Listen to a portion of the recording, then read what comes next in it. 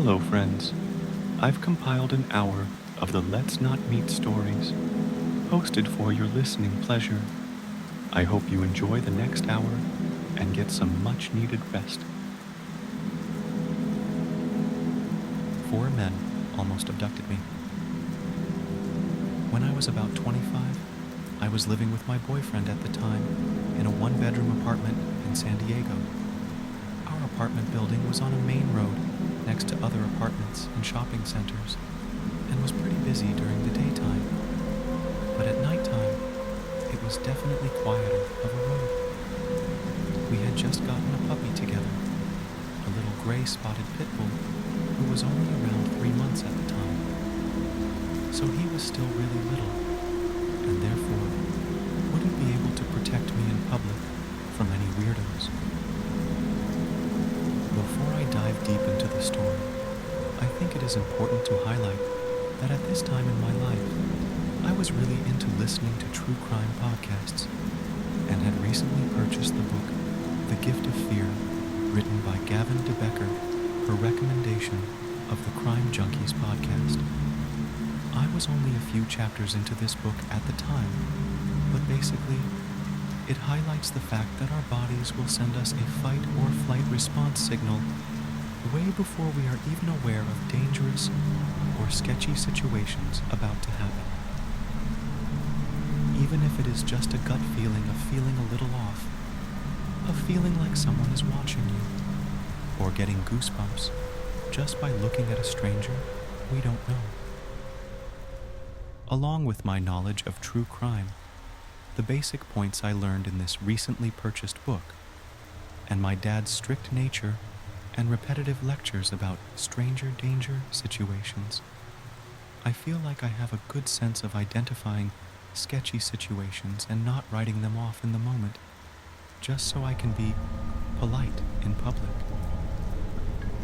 On the day of this incident, I was just getting home pretty late from my friend's house who lived only about 10 minutes away. I had just brought the puppy over to hers for a little to play with and hang out together for the night, and I didn't end up getting back home with the puppy until about 10:30 p.m., so pretty late for a weekday. We only had street parking where we lived, so I parked my car right off of the busy road I mentioned earlier and gathered my stuff inside the car before I opened my car door.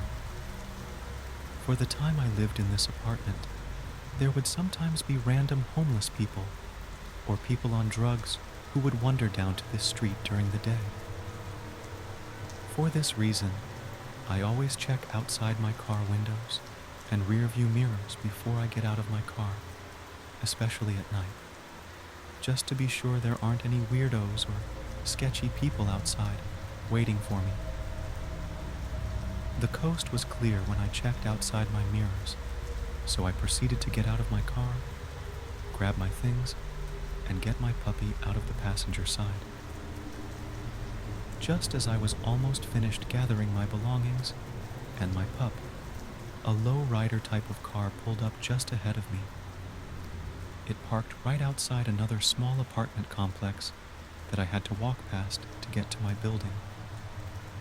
This didn't seem odd at first, because my initial thought was they were either dropping someone off or picking someone up from that exact apartment.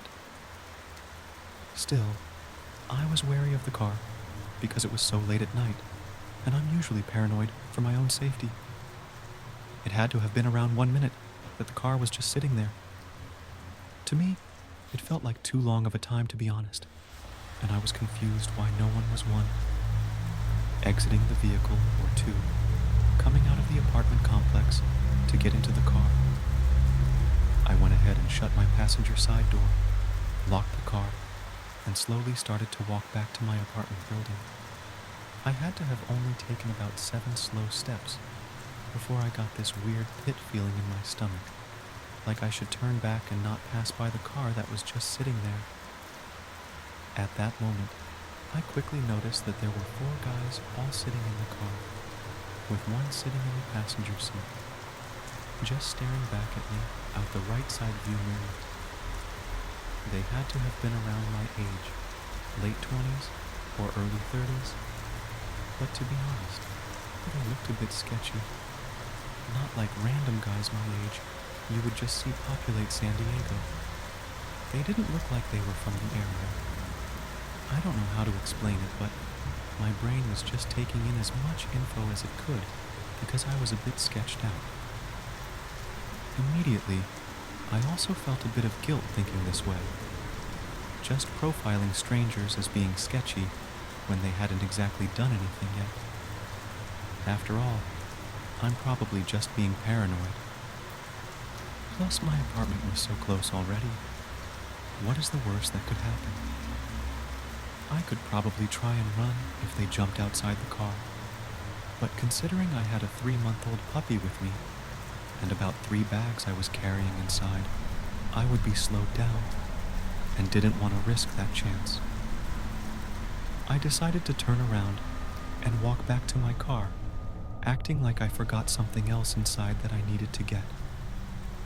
I opened my passenger side door again, and just pretended to shuffle around the inside, while I kept an eye at the car out of my peripheral. They still were just sitting there, with the car in idle, with that man still staring at me out the rear-view mirror. I immediately called my boyfriend, as he was just inside the apartment. I figured it would be best if he came outside and at least walked me inside. I called him. No answer. I called again. No answer. And then finally he calls me back. Bless, I answer, and proceed to tell him about the sketchy car situation quickly and ask him to come outside as fast he can.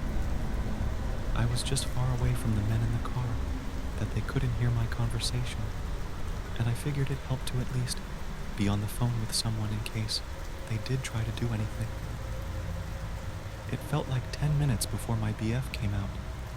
It was probably only 2 minutes. But when he did, he managed to walk at a normal pace toward me from afar. Not quick enough, might I add. The men in the car didn't immediately put 2 and 2 together that I knew this guy until he finally made his way to me and helped grab 2 of the bags that were in my hand. The second they realized this guy was my boyfriend, they sped off as fast as they could down the road. But that's not it.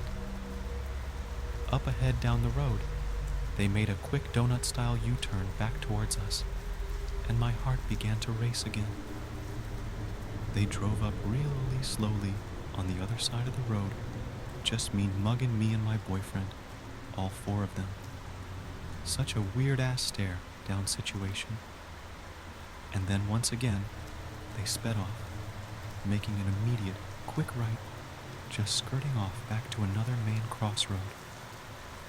I immediately called the police to report the vehicle and the direction I saw them headed. But being that San Diego is a pretty big city, and I didn't get the license plate number, there wasn't much else I could do, and I never found out if they were pursued or not. Needless to say, I've since analyzed the incident and kind of believe that they were either trying to steal my puppy or steal me. I know a lot of people try to steal pit bull puppies for illegal dog fighting in the area, so that could have been it. Or more sinister, they could have been trying to kidnap me for whatever reason, such as sex trafficking, as it is super common in the Southern California area. There had actually been quite a lot of PSAs about sex trafficking in San Diego becoming more popular around this time.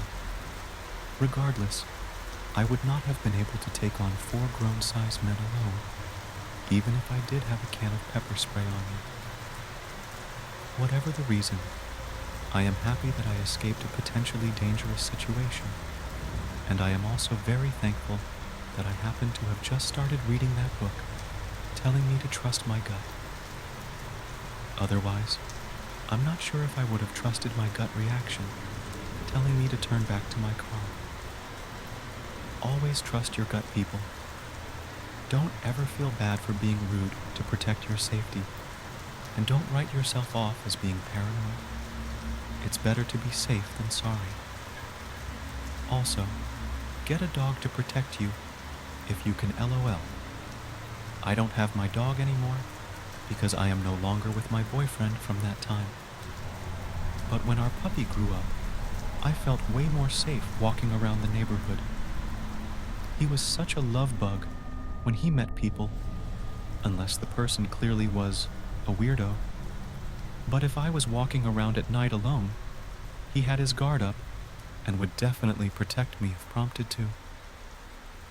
To the 4 men in the car I came across that day, let's never meet again. I'm being stalked by a guy I rejected. I'm feeling really scared right now and could use some advice. This is a bit of a long story, so bear with me. A few months ago, this guy started showing up at my favorite coffee shop. At first, he seemed nice enough. We had a few casual conversations, but it was clear he was interested in more than just being friends. He asked me out a couple of times, and each time I politely declined. I even mentioned that I have a girlfriend, hoping he'd get the hint. My girlfriend and I have been together for 3 years, and we're really happy. I thought he would respect that, but instead, things took a turn for the worse. After I rejected him for the 3rd time, I started noticing him everywhere. At first, I thought it was a coincidence. Maybe we just liked the same places. But then it got weird. He'd be at the grocery store when I was shopping, at the park when my girlfriend and I were taking a walk, and even outside my apartment building. I tried to brush it off as paranoia. A few weeks ago, my GF and I were at the park. It was a beautiful day, and we were just enjoying each other's company. I saw the same guy in the distance, and my heart sank. I tried to ignore him. That night, I got a message on Instagram from an obviously fake account. It was a video of us at the park, with a message said something creepy like, "Cute couple. Shame one of you is with the wrong person." We were both freaked out. I reported the account and blocked it, but videos kept coming. Different accounts, different angles. Since then, I've stopped going out as much, and when I do, I always feel like I'm being watched. My GF tries to be strong for both of us, but I can tell she's scared too. We've talked about moving or calling the police, but we're both unsure. Has anyone else dealt with something like this? How did you handle it? Any advice on what we should do next? I just want to feel safe again. Lyft driver. A little backstory on me is that I suffer from dissociative identity disorder. I have relatively no control over my switching, and I often find myself in shady situations. A few days ago, I ordered a Lyft to take me from the hairdresser to my house. When I got in the car, the driver was instantly chatty. He asked me, "Do you speak Spanish?" To which I answered, "Un poco." From there, he continued to speak to me in broken English and some Spanish. I was trying to be nice and kept engaging, thinking that the ride will be over soon, so what's the harm in being friendly? He told me that he's a 50-year-old single father, that he's always working, etc. 10 minutes into the ride, the trip was supposed to take 14 minutes. He asked me if I would talk to him for a few minutes. I was genuinely confused, but by then I was just smiling nervously and said, "Yes, I'm talking to you now." That's when he pulled the car over and started turning off the app.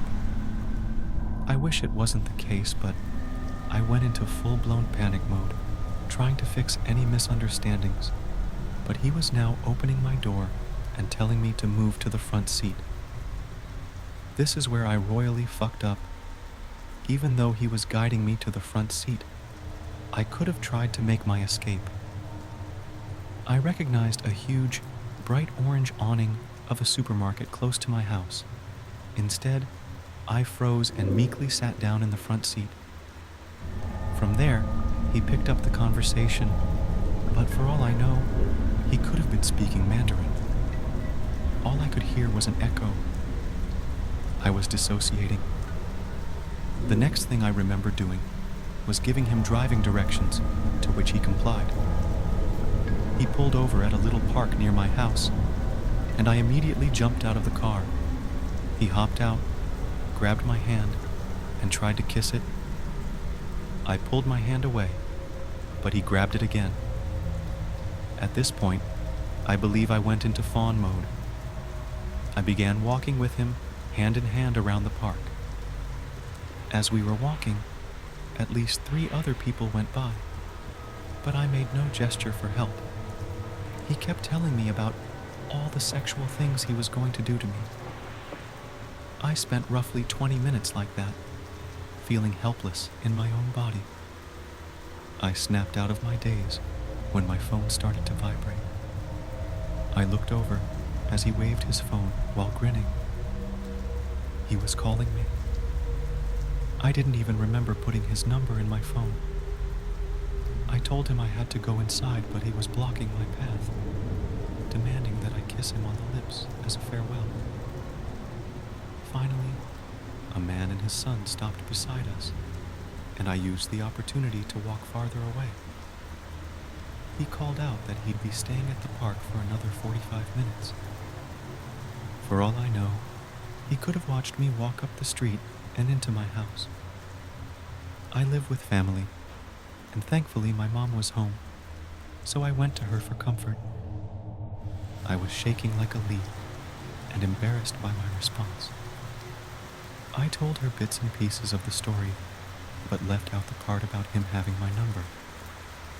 I just know she wouldn't understand. At first, she was adamant that I report him, but then chalked it up to a language and/or cultural barrier.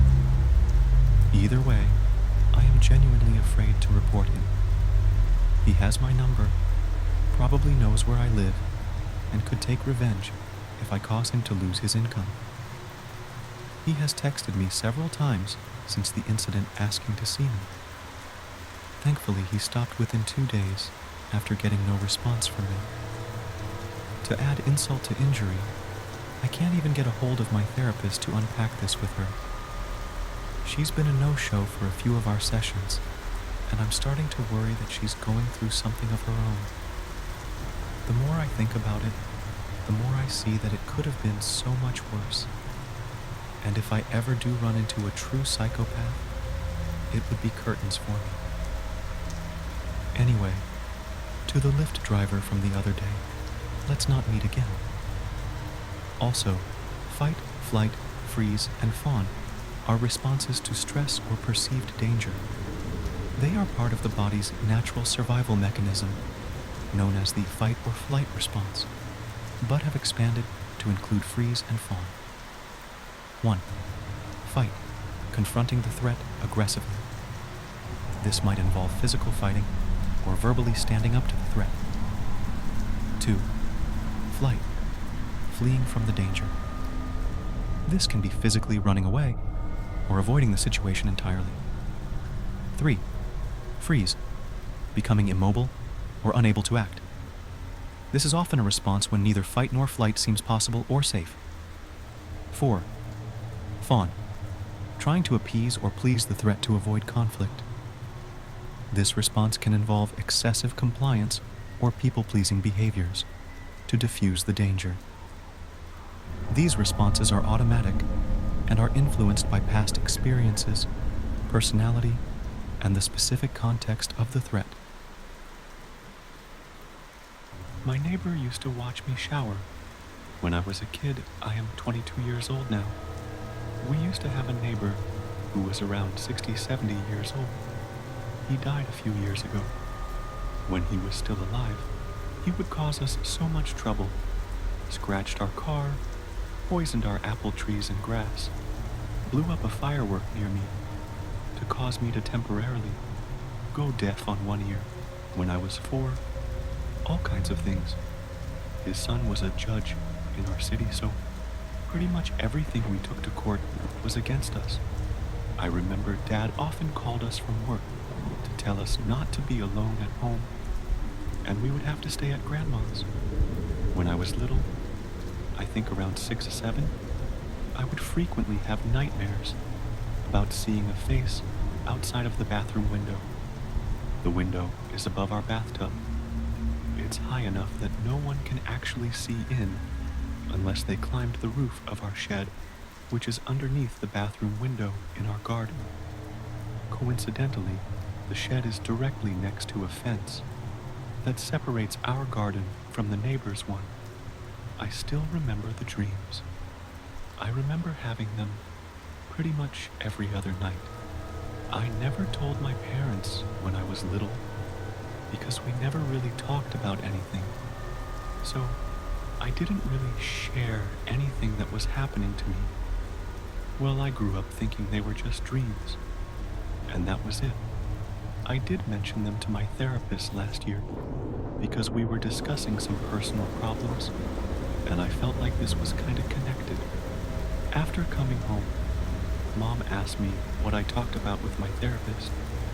So I finally shared. I used to have such dreams. I never really thought about them being real. But she told me I actually did tell her I saw our neighbor on our shed's roof. I don't remember telling her that, but she said I did mention it several times, and even my friends told her they saw him there when they came over to our house, and it creeped them out. Apparently, I never mentioned him watching me shower, but after she told me that it really clicked for me, and it was as if I suddenly remembered that, yeah, I do think it was him. It would make sense, and the fact that it happened still creeps me out. There was another incident that creeped me out. It happened when I was around 9 to 10. I went to the balcony in the evening. The balcony door was in my room, and I often went there to call my cat home in the evening. But this time, I saw a person standing in the middle of our garden. It was already dark out, and I couldn't really tell who it was. I waited for a little bit to see what the person does, but I didn't really see him move. It was as if he was just standing and staring in front of me. I called out, "Dad," because obviously I accepted it to be him, even though I found it odd. The person looked up at me, and even though it was dark, I could tell it was someone else. I think it was partly because my eyes just adjusted to the dark, and I could make out the silhouette of the person better. I went to tell my dad, who was downstairs, but when he looked, there was no one there. When I went back upstairs to my room and went to the balcony again, I noticed my neighbor's back door closing just when I looked there. I don't remember if it was directly the next day or a few days later, but our grass turned brown, and we found out it was poisoned, most of the grass being out of reach from his property.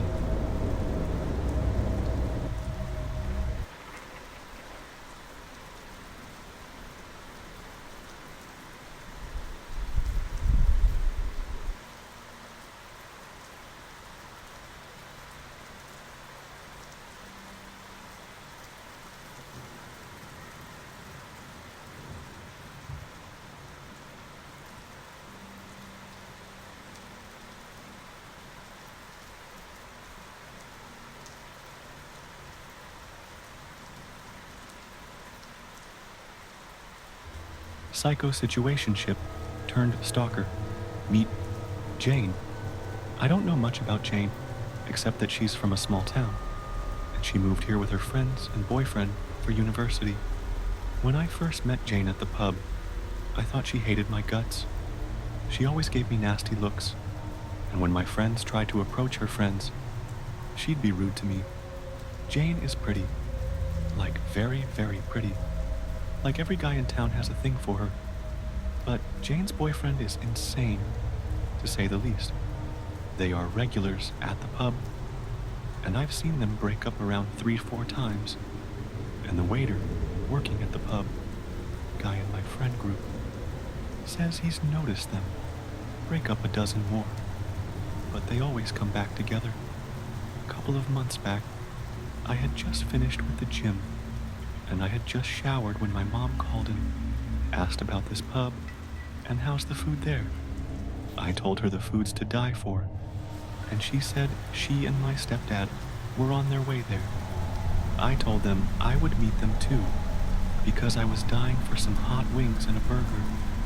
We sit down, and me and my dad just start drinking beer after beer. And in no time, I had downed 5 0.5L pints of beer. I was getting a little bit tipsy, but I kept pushing though. My dear friend, let's call her Tina, called and asked if I was down for a drink. I told her to come to the pub as I was already there. She's gonna meet my folk, and they planned on leaving soon, so she and I could continue. That's how it happened. My parents left, and Tina and I continued drinking on our own. The pub was closing, so Tina decided to go to the bathroom, and I walked with her inside to see if I could get another pint. We stumbled upon Jane. Jane starts talking to Tina, and I realize they know each other. We all sit down to comfort her, as she was a crying mess. Her BF and she were done for good, and she revealed that he used to really abuse her, mentally and physically. I felt bad for her, so when she rested on my shoulder, I just let her. Tomorrow night, I get a DM from her, and she's apologizing about the trauma dumping. I tell her it's no biggie, as we all need to vent sometimes, albeit I do that to my therapist, not strangers, but whatever. The therapist is a stranger. I pay IG. We continue chatting, and she constantly goes between I can't text you and then texting me again. Don't text me, and text me first when I don't. Keep in mind this is like 2 days since that interaction. One drunken night, she texted me to meet her. It was around 2 a.m., and I had my little cousin over. That whole night, we watched movies, and he had just fallen asleep. So, I declined her offer. Also, I feel it'd be a bit weird for me to hang out with her completely sober while she can barely see. IDK just weird to me. The next day, she sobered up, and I agreed to meet her for a hangout. We hung out for a while. She was fun to hang out with. I did like her, and worry about her, and her ex. Soon enough, her leech of an ex left town, as he was never really interested in uni, just being close to her. On one of our dates, she revealed to me that she realized she had feelings for me, and that's when she broke up with her ex, resulting in him physically attacking her. One day, we had a date at her place, a little study date. After we finished studying, we relaxed on the couch and ended up making out. We didn't have sex that night, but I fingered her. I went home and we continued talking about it, even exchanging photos. My first and only time sending a nude. And then we hooked up. Now, I'm a person who likes alone time, so sometimes I just want to chill at my house and not really be with anyone. And she did not like this idea. She started spamming me with calls, saying how she could come over and we will chill. She will be silent, and I'd still be alone. In my opinion, this kind of defeats the idea of being alone, as I'm not fucking alone. She threatened me that if I didn't pick up the phone, she would never talk to me again. This is where I snapped and told her that her lukewarm, at best, manipulation tactics would not work on me and to not contact me again. She flipped out and came to my part of town, hanging out and waiting for me to come out. I told her, I begged her millions of times not to come to my house, but she simply said, "Nah, I'll pass," and came anyway. I literally felt so disrespected because all of a sudden I hold no value in life. When she texted me, "Come out, I'm here," I texted her, "Nah, I'll pass," and stayed home. Now she's following me everywhere I go. It's been months, and I'm dating the girl of my dreams. But that has not stopped her from being in my shadow. She learned my routine. When do I go to the gym? When I'm at practice, etc. And she never fails to show up or drive past where I'm at. My stepbrother reviewed the security footage from our house, and we counted her car driving past my house at least 14 times in a day. I still get texts from her on the daily even though she's blocked. She gets wasted and spams me with messages on WhatsApp that she then deletes. My girlfriend is absolutely livid with this chick, as she would not leave me the fuck alone. I do not fear for my life, but I have warned my friends that if I die, it would not be an accident or a suicide. She's in my shadow. I constantly have to check my 6 to see if she's behind me. Update. So, a lot of shit happened 2 days ago, and I couldn't update right away, as I really needed to shut off as I had a huge exam today. Now, I can finally let myself process it without it causing any distractions. We met again, at my goddamn house. 2 days ago, I went to the pub with my friend Stan. He's a new friend of mine, as he's a close friend of one of my best friends. My neighbor best friend, Jake, was in Durban to visit his aunt, and me and Stan went to the pub as his friend, and my other best friend, Liam, was having the closing shift at the pub, so we went and visited him and had a few drinks. She was there, and everyone was giving me these weird stares, like I'd murdered their whole family.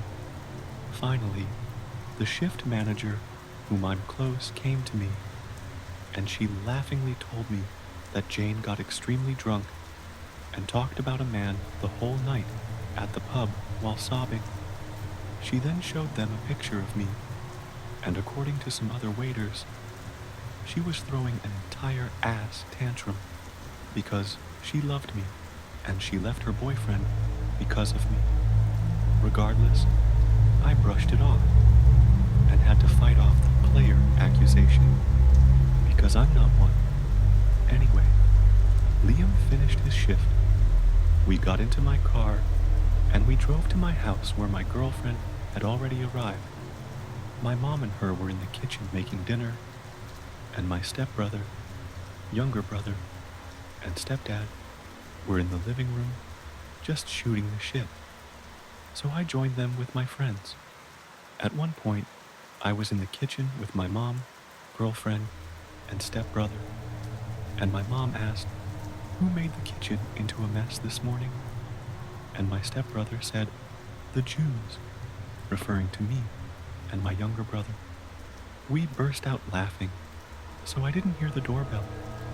My stepdad did, and he went to open the door. Jane was at the door. She had let herself in, and she was standing in the living room, yelling after me. We came out of the kitchen, and we were just staring at her. She begged to talk to me, and I just stared at her and told her that we already covered everything, but she continued begging me. My girlfriend pulled me aside and told me to just talk with her. Maybe it will give her closure, and she will leave me alone. I took her to my backyard. She started apologizing for hurting me. She said, "I'm sorry," like 15 times. I told her that she has nothing to apologize for, and that I sadly cannot forgive manipulations that easily, and that she should give up. She started blaming the alcohol on it, and how she was drunk that night. And I told her that she's been drunk every day for 9 months now, since she arrived in this town. She only knows me for 6 of those 9 months. She tells me how she used to drink herself crazy back then because of me too. Here's where I snapped, and I told her I just caught her in another one of her lies, and she smirked, gave me this creepy look, and said, "I love lying to you." The look she gave me sent shivers down my spine. My yard was dark, and her eyes just seemed demonic for a moment. She was continuously getting closer to me, and I froze. I couldn't step back. Not that she'd hurt me, as I'm 6'2" with 250 lbs, but a knife would do some good damage. But Jane had another idea. She launched herself at me, locking her lips with mine. I pushed her off, yelling for her to stop, yelling, "No, no, no." I walked inside. I was mad.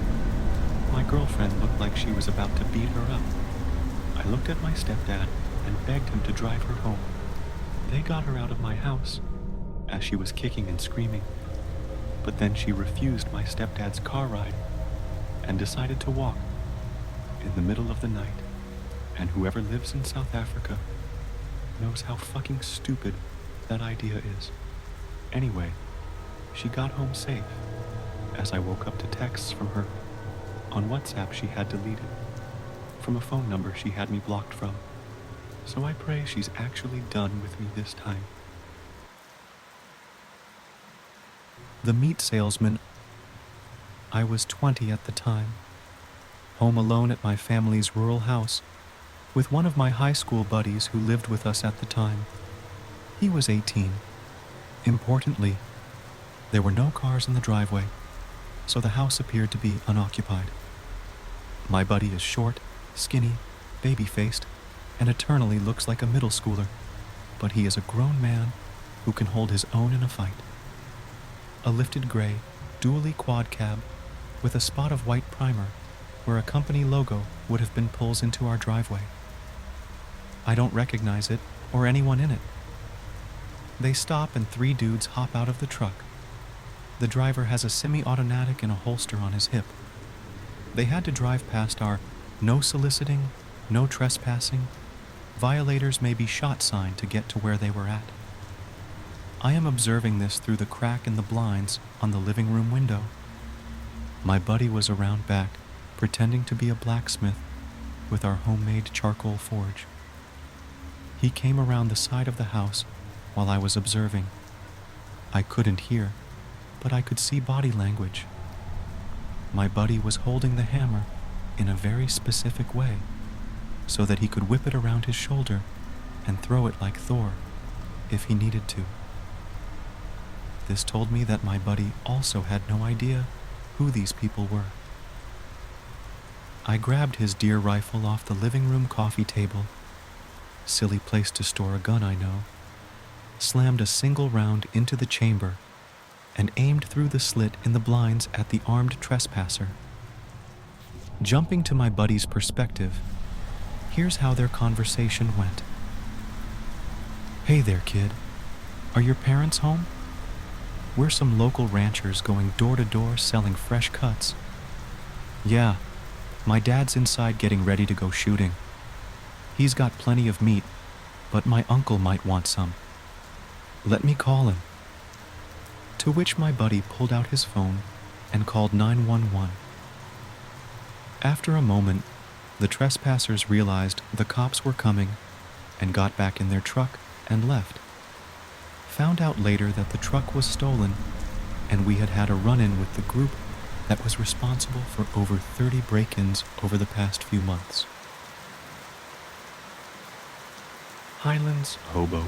Back in April, a big group of friends and I went to the Ah Young's campsite in the Victorian Highlands. On our last night, we went to dinner in town and were making our way back to the site at about 9 p.m. It was dark, and my husband was driving his Bornutter WD Prado with 2 of our friends in the back seat. We saw a dirt path off the main road, and naturally, we decided to go off-roading into the bush. We ventured down a very narrow path with gum trees on either sides of us before reaching a dead end. A straggly-looking man with his arms folded was there to greet us with a most unpleasant expression on his face. He had some sort of truck next to him and a possible tent, but I couldn't see well in the dark. My husband quickly apologized through his open window and explained that we were just exploring and didn't mean to be a bother. The man quickly grabbed a massive axe from the ground and started advancing towards us. We started backing out over the dirt mounds as fast as we could. I was screaming to my husband to do up his window because the man was right at our hood, fully poised to swing into his neck. We scrambled out of there, given the terrain, and he accompanied us the whole way through, axe just inches from the window. Back at camp, I cried into my friend's arms and shook violently. The misadventure set off her Tourette's. I reported the event to the police, online, but nothing became of it. Random scruffy man in the Victorian Highlands. May we never meet again. My best friend's boyfriend turned out to be a murderer. When I was about 19 or 20, my very best friend in the world was dating this guy. He was really cute, funny, and sweet. I stayed with her at her apartment a lot, and he used to always come over and hang out. He lived with his great-grandmother, who was really super strict. Even though he was 18, she gave him a curfew, and if he was late, she would lock him out or call the law on him. So he always had to be home by at least like 10 p.m. Anyways, one night I was at her house, and we were drinking and playing cards and stuff. He came running through the door at like 9 p.m., saying he had gotten into a fight. We didn't think anything of it, really, because he wasn't exactly a golden boy, and it wasn't all that surprising. But after about 12 a.m. rolled around, we were all like, damn, your grandma is letting you stay out this late. He ended up telling us that she was asleep and had locked him out. Again, we didn't think much of it. Happened all the time. Later on the next day, I ended up going home. My friend called me that night, crying her fucking eyes out, telling me to look on Jail Tracker. I got on there and looked, and underneath his mugshot it said, murder. I was literally shocked, like WTF? Who the fuck did he murder? I was just there. Turns out, when he came and busted through the door, he had just mangled his great-grandmother to death with a hammer. He sat there and drank with us, played cards with us, and acted like nothing had ever happened. After everyone had left, he ended up telling my friend what he had done. She acted like she was going to run off with him. She went in her room and acted like she was packing her bags up, snuck in the bathroom, and called the police. It was really scary and traumatizing for all of us. For real. But especially her. Ended up getting sentenced to like 50 years or something like that. He tried to escape about 4 years after his sentencing, and they added even more time. So, I doubt I will ever be seeing him again. Anyways, that's been years ago. But I randomly stumbled across this sub, and it made me think of that. Stalker tormenting my family. A couple of weeks ago, I wrote about my personal experience fleeing the state from my stalker. Since I've been living in a different state, I have yet to be bothered personally by my violent stalker ex. However, my family has been a target for him since I left. He has followed my mother to different stores while she has been shopping. He also broke into my first car that I left at my mom's house when I left the state. He broke in the window of the car and took the insurance, registration from the glove compartment. We have a video of it, and he has yet to be arrested. My mom also has been experiencing random flat tires due to random nails. Has happened more than once in the past month. When my BF visited his grandparents, he also randomly got a flat due to a nail. I'm not sure if this is related, but I also had 3 credit accounts opened under my name, and he was the only other person who knew my social. He also tried to anonymously gift my sister Starbucks and flowers at work, but the front desk person described him to my sister, and we knew off the bat it was him. I do have a restraining order against him, however, my family does not. I'm hoping he doesn't figure out my new address. Not even family knows where exactly I'm living. The state I'm in protects people that are domestic violence survivors and keeps our identities confidential. If you want my full story, it is on this thread and my account.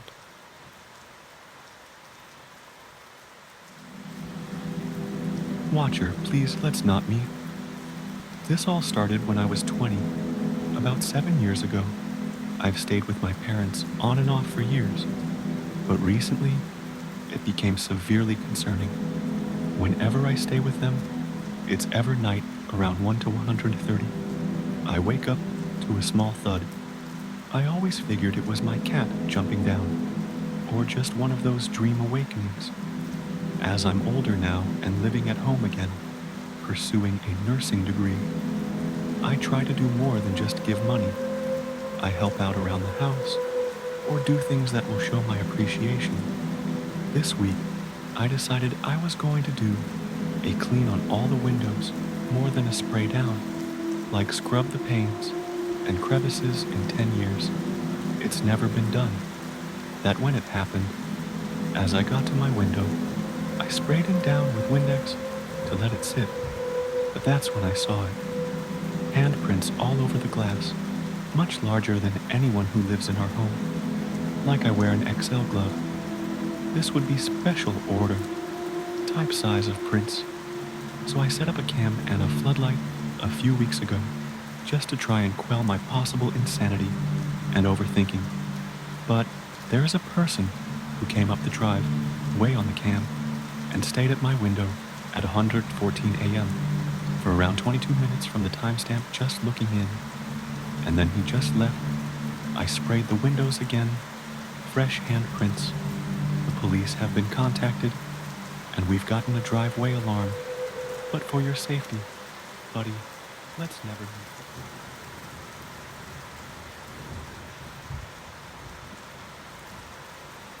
Someone broke in when I was alone at home. Hello, I have to tell that I'm not an English native, so forgive my spelling mistake. It happened 6 years ago, when I was 20. So, I came home after sleeping at my boyfriend's place. It was like 8 a.m., super early BC. My boyfriend started his shift, and my parents were already gone like an hour earlier to their holidays. So I was alone at home and I knew it. So I came home and I directly went to my bedroom to continue my night. But before climbing the stairs, there's 2 floors. I saw the kitchen door, window wide open. I was surprised, but I didn't thought that I was in danger inside my own house. You have to know that my father is super paranoiac, and there's no way he could have forgot to close the windows before leaving the house for 2 weeks. Even if I stayed BC, I used to sleep at my boyfriend's house most of the time. But I was barely awake, so I just closed the door. I checked the kitchen and the living room just to be sure, and then get up to my room. There are 3 rooms on the 2nd floor. I went to my room, changed, then I went to the bathroom and get back to my room. I did close the door of my room, and I don't know why, because I never did. I was scrolling on my phone, and like 5 minutes later, I heard step foot right behind my door. Someone was there the whole time while I was doing my life vulnerably. I was terrified. My heart stopped. I couldn't move. I just took the first thing in front of me to defend myself, my babyless. I stared at my door, waiting for the person to open up and kill me or worst. I was ready to jump out of the window and die if I had seen the door opened. Minutes passed, and I heard the person on the stairs. I don't know how many times I stayed there, immobile, but eventually I called my boyfriend, and he came rescue me. At first, I thought I was crazy because I didn't see anything, and I couldn't believe that it really happens. But my boyfriend confirmed that they forced the door horn windows on the kitchen, so they were really here. They were silently waiting for me to sleep, to get out of my house. I was home alone, feeling safe, but I was not. It was traumatic. I can't barely stay alone somewhere without freaking out today. I live alone, and I am constantly afraid that someone is trying to break in. But the worst part is that they didn't took anything. My mom's MacBook and jewelry, my PS4, my dad's gaming setup, everything was so easy to take, but they didn't. I can't stop thinking that they were here for another reason. You also have to know that at that time I was very active on Snapchat. I used to post every day. I used to tell and put on my story every part of my day. So the 5K of unknown followers that I had on social media knew everything about me at this time. And I think it may be related. Since then I stopped my activities on Snapchat. Do you think it's related, or did I just interrupt them?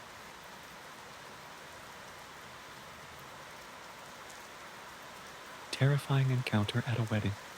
I went to a wedding of my friend Courtney about 2 days ago, and I still can't shake my mind over what happened.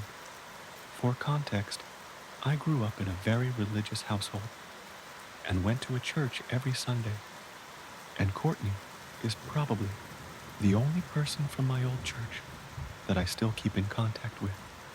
The situation started at the reception. Courtney was super excited to see me and was definitely the only person who felt that way, judging from all the stares from the people at my old church. I sat down at my table and started playing something on my phone when some guy sat next to me. He said that the seating chart said that he was supposed to sit at my table, and introduced himself as the groom's friend Anthony. He was pretty cute, so I spent a lot of time talking to him, and we really hit it off. He didn't seem to judge me for being an atheist, and seemed genuinely interested in me. When the dance started, they started playing Brown Eyed Girl, and he offered to dance with me. We danced together for most of the night, until he left to go to the bathroom, and a little later, I did too. When I came out, I saw that my purse wasn't on the table, which was weird, because I swore I left it on there. I was tired, and thought I had just left it in my car, so I went in the parking lot and into my car to look for it, and found it on the center console. I still thought it was weird, because I really thought I had brought it inside, but at that point, it was pretty late in the night, so I didn't think much of it. I danced some more, and noticed Anthony was gone. I asked the groom, who said he had gone home, because he wasn't feeling too good. Pretty soon, I felt pretty sick too, so I said bye to Courtney, and went to my car. As I put my keys in ignition, I looked behind me and saw something weird. It looked like something had ducked down from the trunk. I took my keys out and looked back there, and that was when I saw him. Anthony was crouched down in the trunk of my car. I started screaming and ran out with him chasing after me. I went inside and told Courtney, who immediately told her husband, who walked me back to my car, where Anthony was nowhere to be seen. Courtney's husband said that he didn't see his car anywhere, so he probably left. I left, and I still feel sick to my stomach thinking about it. He could have easily gone home with me and killed me if I hadn't looked back. Courtney said that she feels terrible, that she invited him, and that she had no idea he would do that. I haven't stepped out of my house since, because I'm worried that if I do, he'll be waiting for me like he was before.